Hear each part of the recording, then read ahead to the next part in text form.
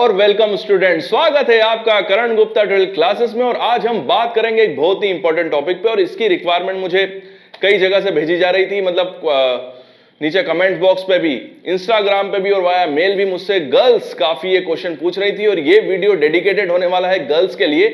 और क्वेश्चन ये था कि सर क्या हमें फार्मा इंडस्ट्री ज्वाइन करनी चाहिए कि नहीं चाहिए, मतलब क्या फार्मा इंडस्ट्री गर्ल्स के लिए बेनिफिशियल है, तो सर हम करें कि नहीं करें, थोड़ा सा आप अपने पॉइंट्स बताइए। तो इस वीडियो के माध्यम से मैं गर्ल्स के साथ कुछ डिस्कशन करूंगा और उनको बताऊंगा कि अगर आप फार्मा इंडस्ट्री ज्वाइन करना चाहती हैं तो आपको किन किन बातों का ध्यान रखना है और क्या चीजें आपको पहले से ही सोच समझ के इस लाइन में जाना चाहिए कि नहीं चाहिए, इससे रिलेटेड मैं आपसे कुछ बात करूंगा।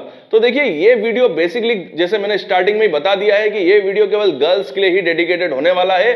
तो गर्ल्स, आपके काफी क्वेश्चंस के जवाब आपको इस वीडियो के अंदर मिलेंगे।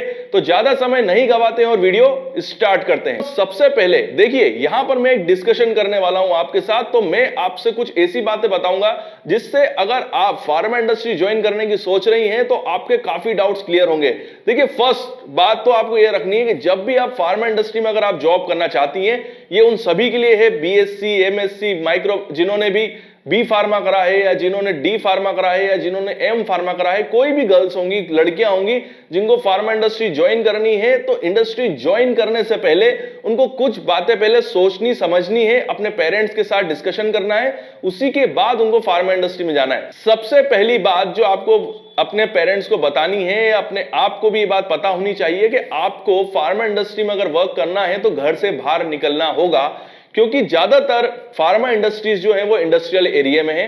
और 90% गर्ल्स जो मेरा ये वीडियो देख रही है उनको ये बात पता होगी कि उनके आसपास के एरिया में फार्मा इंडस्ट्री नहीं है, उनको इंडस्ट्रियल एरिया में जाना पड़ेगा जहां पर फार्मा इंडस्ट्री होती है। इसका मतलब ये है कि उनको घर से बाहर रहना होगा। मतलब जब भी वो वर्किंग करेंगी तो वो या तो हो सकता है पीजी में रहे, हॉस्टल में रहें, या फ्लैट रेंट पे लेके रहें, या रूम रेंट पे लेके रहें। तो इस टाइप की कंडीशन आपके साथ होने वाली है। कहने का मतलब यह है कि आपको घर छोड़ना पड़ेगा। तो ये चीज आपको पता होनी चाहिए और ये चीज आपको आपके पेरेंट्स को भी बतानी है। दूसरी इंपॉर्टेंट चीज ये है कि जब आप फार्मा इंडस्ट्री में वर्क करेंगी तो आपको जीवन भर घर से बाहर ही रहना है, क्योंकि आपके आसपास के एरिया में कभी फार्मा इंडस्ट्री आने वाली नहीं है।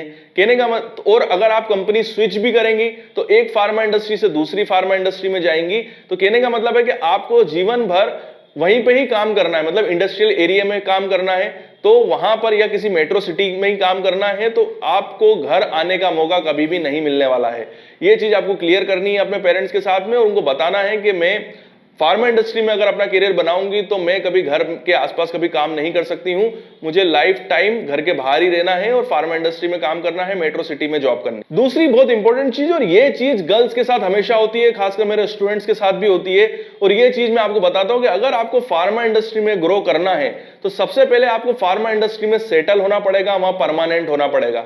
ठीक है, तो कम से कम 2 साल तक आपको शादी नहीं करनी है, ये चीज याद रखिएगा। और ये अपने पेरेंट्स को भी बताना है आपको कि मैं पहले, मतलब अपनी डिग्री कंप्लीट करने के बाद जब भी फार्मा इंडस्ट्री ज्वाइन करूंगी तो वहां पर सेटल होने में आपको कम से कम 2 साल का समय लगेगा, एक अच्छी सैलरी पाने में और एक अच्छी पोस्ट पाने में, जहां पर आपको फील होगा कि हां अब मैं यहां पर सेटल हो चुकी हूं। उससे पहले आपको शादी नहीं करनी है, और यहां पर आपको, मैंने आपको 2 साल बताया है, इससे ज्यादा भी हो सकता है, इससे कम तो नहीं होगा, इससे ज्यादा ही हो सकता है। यहां पर मैं शादी का इसलिए बोल रहा हूं कि कई बार गर्ल्स के साथ ऐसा होता है कि वो इंडस्ट्री में जॉब करना स्टार्ट करती है, 6 महीने 1 साल होते हैं और उनकी शादी हो जाती है, और शादी होने के साथ साथ होता है कि वो कभी किसी छोटे शहर में उनकी शादी हो जाती है, या उनके जो, जहां भी उनकी शादी हो रही है, उनके जो हस्बैंड है उनकी ये शर्त होती है कि वो जॉब नहीं करना देना चाहते हैं, या उनके ऊपर घर की एक अलग से जिम्मेदारी आ जाती है, और उस वजह से क्या होता है कि वो फिर दोनों के बीच में बैलेंस नहीं बना पाती हैं, और एंड में यही होता है कि फिर उनको जॉब छोड़नी पड़ती है और फिर वो कुछ और करती है काम, मतलब कहीं किसी स्कूल में पढ़ाने चली गई या कुछ XYZ काम करती है, फार्मा इंडस्ट्री उनसे छूट जाती है। रीजन बस मैंने आपको बताया कि वो बैलेंस क्रिएट नहीं कर पाती हैं। रीजन उसका यही होता है कि दोनों तरफ एक चैलेंजिंग जॉब है आपके साथ। आपने इंडस्ट्री स्टार्ट करी है, आप अभी इंडस्ट्री का एटमॉस्फेयर में ढलने की कोशिश कर रहे हैं, और वहीं आपकी शादी हो चुकी है, तो आप अपना परिवार भी बसाने लग गए, यहां पर ये भी हो गया। तो दोनों चीजें जब साथ में नहीं बैठ पाती हैं तो एक चीज तो छोड़नी पड़ेगी, और ज्यादातर लड़कियों का डिसीजन यही होता है कि वो इंडस्ट्री छोड़ देती हैं और घर में लग जाती हैं। बट मैंने एक चीज देखी है कि जो लड़कियां 2 साल 3 साल के बाद शादी करती हैं इंडस्ट्री में एक बार सेटल होने के बाद, तो वो इंडस्ट्री का जो सेटअप है उसमें जम चुकी होती हैं, तो फिर वो घर की तरफ ध्यान देती हैं और शादी के बाद भी वो दोनों में बैलेंस बना सकती हैं। तो ये चीज बहुत इंपॉर्टेंट होने वाली है आपके साथ कि अगर आप इंडस्ट्री में काम करना चाहती हैं तो आपको अपने घर वालों को ये बात बतानी होगी कि मैं कम से कम 2 से 3 साल के बाद ही शादी करूंगी। सबसे पहले मुझे अपना कैरियर बनाना है, और अगर आप ये करती हैं तो मैं गारंटी ले रहा हूं कि आप फिर कंटिन्यू कर पाएंगी। यहां पर दूसरी एक बहुत इंपॉर्टेंट चीज है, वो ये है कि आप शादी में भी याद रखिए कि अगर आप शादी करना चाहती हैं और आप इंडस्ट्री में जॉब कर रही हैं तो आप कोशिश करें कि आप शादी भी, मतलब जो भी आपका लड़का हो या लड़के से मतलब है जो भी आपके हस्बैंड होंगे, वो कोशिश करें कि आप मेट्रो सिटी में ही जॉब करते हो, तो आपके लिए काफी आसानी होगी कि आप अपनी फार्मा इंडस्ट्री की जॉब को कंटिन्यू रख पाएंगी। क्योंकि अगर आप मेट्रो सिटी में करेंगी तो इंडस्ट्री आपसे छूटेगी नहीं, बट अगर आप ऐसी जगह पे शादी कर लेती हैं किसी छोटे शहर में, तो फिर यही होगा कि फिर तो जॉब छोड़नी है, क्योंकि आपको फिर अपने हस्बैंड के साथ रहना होगा। और कई बार मैंने ऐसा देखा है कि लड़कियां शादी के बाद इंडस्ट्री छोड़ देती हैं। उसका रीजन ये होता है क्योंकि जो हस्बैंड होते हैं वो किसी छोटे शहर में सेटल होते हैं जहां पर फार्मा इंडस्ट्री नहीं होती है, और फिर वो अपनी मेट्रो सिटी की जॉब, मतलब मेट्रो सिटी मतलब बड़े शहरों में जो फार्मा इंडस्ट्री होती है उनको छोड़ के फिर वो हस्बैंड के साथ सेटल हो जाती हैं। तो ये चीज भी आपको याद रखनी है कि जब आप फार्मा इंडस्ट्री में एक बार सेटल हो जाएं तो आप अपने हस्बैंड की तलाश अपने आसपास करिए। आसपास से मतलब है कि किसी मेट्रो सिटी में करें जहां पर फार्मा इंडस्ट्री हो, तो आपके कैरियर में किसी टाइप की प्रॉब्लम ना आए, आप अपनी जॉब को कंटिन्यू रख सकें। यहां पर एक और बहुत इंपॉर्टेंट पॉइंट है जो गर्ल्स के साथ मैं देखता हूं, वो होती है फिजिकली और मेंटली टफनेस। ज्यादातर फार्मा इंडस्ट्रीज जो होती हैं वो गर्ल्स के लिए तो 9 to 5 ही जॉब होती हैं, बट मैंने एक चीज देखी है कि गर्ल्स कई बार इन 5 to 9 जॉब में जब इनके ऊपर फार्मा इंडस्ट्री का एक प्रेशर पड़ता है तो उनकी फिजिकल टफनेस जवाब दे जाती है, और कई बार गर्ल्स बीमार भी हो जाती हैं। तो ये चीज आपको हमेशा दिमाग के अंदर रखनी है कि फार्मा इंडस्ट्री के अंदर जो जॉब होगा, देखिए मैं जॉब क्यों कह रहा हूं, ये जो जॉब होती है ना, यहां पर जो आपको 8 घंटे दिए गए हैं इसमें आपको कंटिन्यूसली वर्क करना है। आपको केवल लंच के टाइम ही ब्रेक मिलने वाला है। ऐसा नहीं है कि आपने थोड़ा सा काम किया फिर आधा घंटा 1 घंटा बैठ गए मोबाइल चलाने लग गए, ऐसा नहीं होने वाला है। आपको कंटिन्यूसली काम करना पड़ेगा फार्मा इंडस्ट्री के अंदर, क्योंकि आपका जो वर्क आपको दिया जाएगा ना वो इस हिसाब से ही दिया जाएगा कि आप 8 घंटे तक कंटिन्यूसली काम करते रहें, आपको बिल्कुल भी फ्री टाइम ना मिले।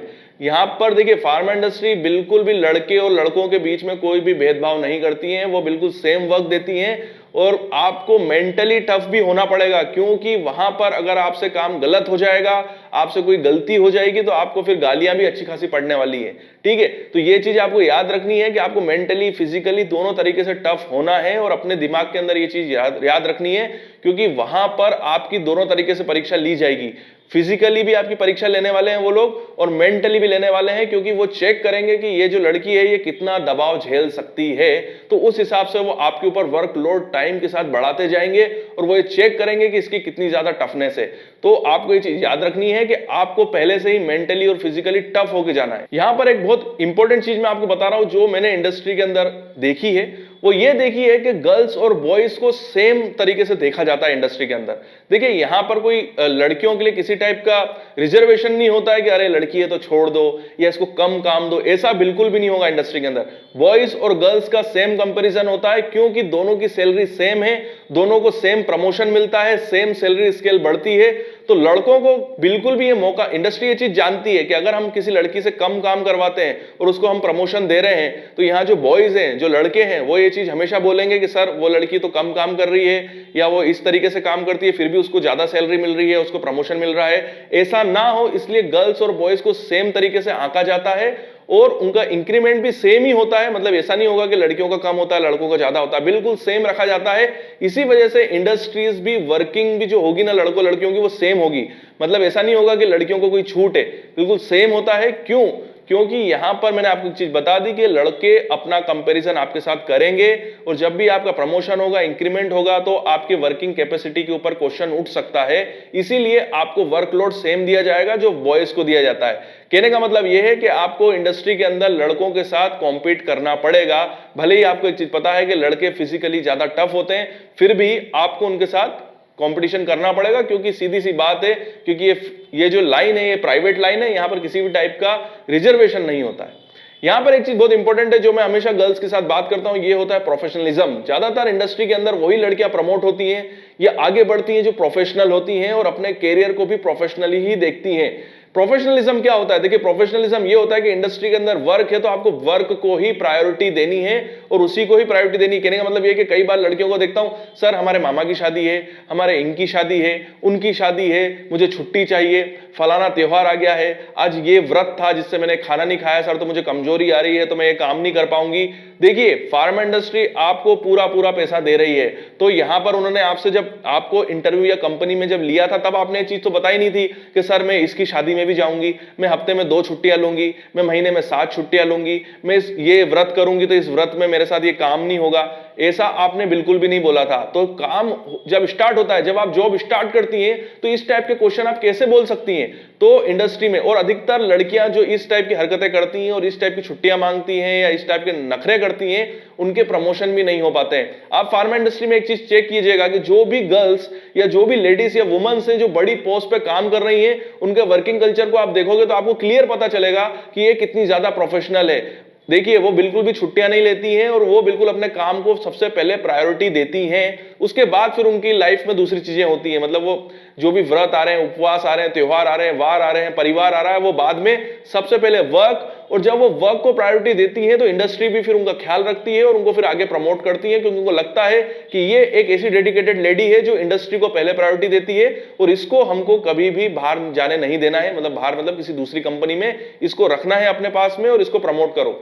ये चीज बहुत इंपॉर्टेंट है। अगर आप बिल्कुल भी प्रोफेशनलिज्म नहीं दिखाएंगे, खासकर आपके स्टार्टिंग के 1 से 2 साल में, तो आपको काफी ज्यादा प्रॉब्लम आने वाली है, क्योंकि मैनेजमेंट की नजर में फिर आपकी वैल्यू नीचे होती जाएगी, क्योंकि फिर उनको लगता है अरे यार ये तो छुट्टियां लेती रहती है, इसके बहाने खत्म नहीं होते हैं, क्योंकि आप प्रोफेशनलिज्म नहीं है आपकी लाइफ में। आपकी जॉब से ज्यादा आपकी पर्सनल लाइफ मैटर कर रही है और इसी टाइम पर फिर कंपनी फिर आपका साथ नहीं देती है। तो ये चीज आपको याद रखनी है कि जब आप फार्मा इंडस्ट्री में जॉब करें तो प्रोफेशनलिज्म को रखना है आपको साथ में, आपको आपकी जॉब को प्रायोरिटी देनी है। उसके अलावा एक और इंपॉर्टेंट बात जो आपको याद होनी चाहिए वो ये होती है कि जब भी इंडस्ट्री में, मैंने एक चीज देखी है कि गर्ल्स काफी ज्यादा परेशान होती है कि सर इंडस्ट्री में हम जाना चाहते हैं तो सर हमारे लिए कौन सा डिपार्टमेंट अच्छा होगा, कौन सा डिपार्टमेंट ऐसा होगा जहां पर हमारी ग्रोथ होगी। देखिए एक चीज आप याद रखिए कि फार्मा इंडस्ट्री के अंदर जब भी आप जाएंगी तो गर्ल्स के लिए जो पोस्ट होती है वो पहले से डिसाइडेड होती है कि गर्ल्स को ज्यादातर क्यूसी, क्वालिटी कंट्रोल लेबोरेटरी और क्वालिटी एश्योरेंस डिपार्टमेंट में ही जॉब दी जाती है। प्रोडक्शन डिपार्टमेंट में गर्ल्स को जॉब नहीं मिलती है।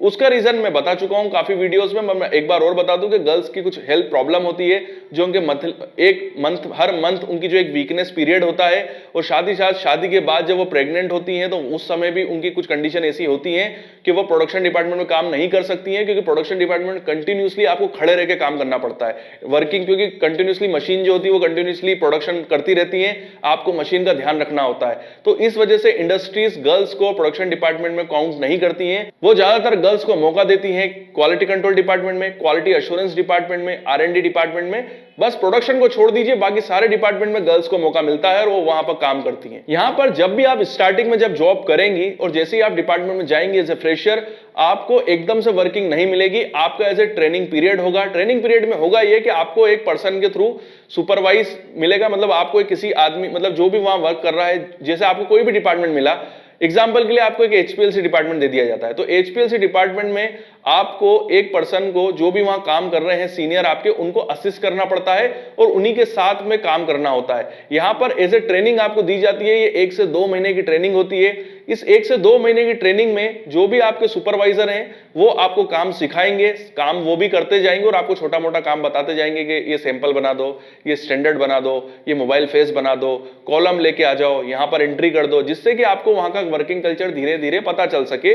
वो आपको पूरी तरीके से वॉच कर रहे हैं। 1 महीने 2 महीने के बाद जो सीनियर्स होते हैं वो उनसे पूछते हैं कि क्या ये लड़की अब पूरी तरीके से तैयार है, अब इसको हम वर्किंग पे ला सकते हैं और इसका ट्रेनिंग पीरियड अब कंप्लीट हो चुका है। अगर उनको लगता है, जो जिनको भी आप असिस्ट कर रहे थे, वो अगर कहते हैं कि हाँ इसका ट्रेनिंग पीरियड कंप्लीट हो चुका है और अब ये काम कर सकती है, और उसी के बाद फिर आप काम करते हैं।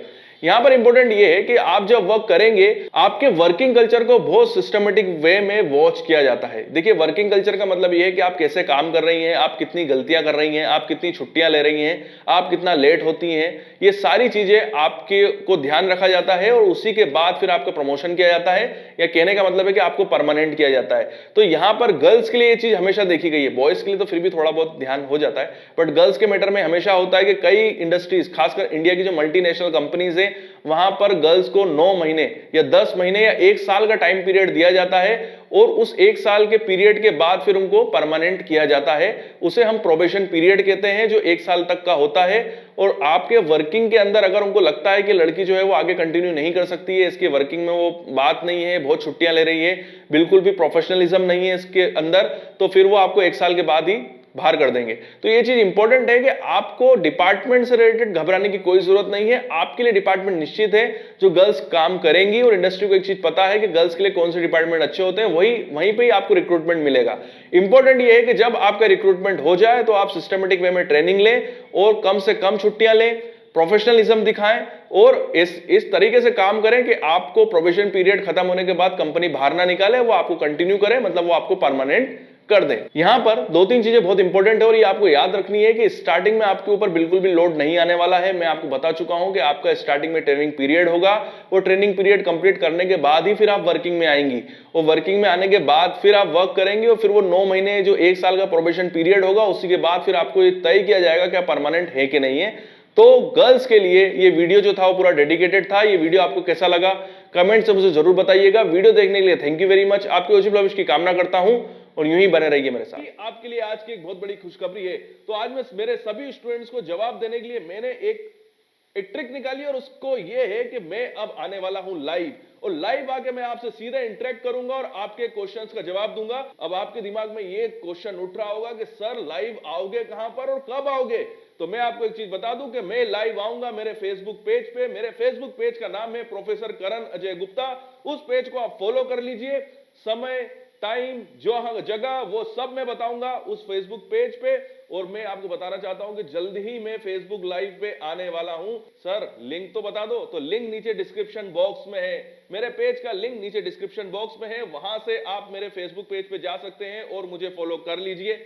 और 1 मिनट और, अगली मुलाकात होती है फेसबुक पेज पे।